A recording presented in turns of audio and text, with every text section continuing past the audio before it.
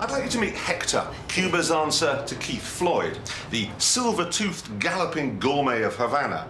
Now, he's going to explain how you make brake fluid. This is the real stuff.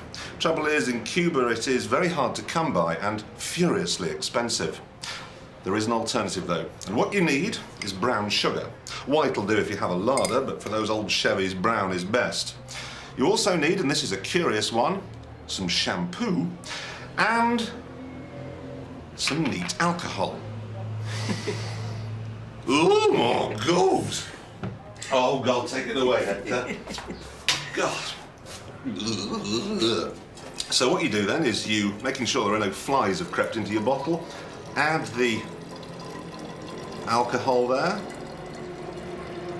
It depends how many cars you're looking to serve, obviously, about how much you need, but that should be enough for, well, it should be enough for a Cadillac Coupe de Ville. Right, a few teaspoonfuls of the brown sugar. In it goes. Cleanliness not an important issue then on this sort of cooking, obviously. And then you simply stir it up like that. Yeah? It's going to be delicious, isn't it? Now look, you do this for about 3 minutes, okay? But to save time, and in the best traditions of cookery programs, here is one we did earlier. No sticky back plastic this time though, eh mate? So there you go. Now that is enough to feed, well, at least one Chevrolet.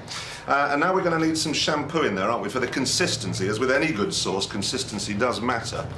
And brake fluid is no exception. Hector is actually a chef on a Cuban merchant ship, so he knows what he's doing here. Now, this is going to give it that all-important brake fluid texture.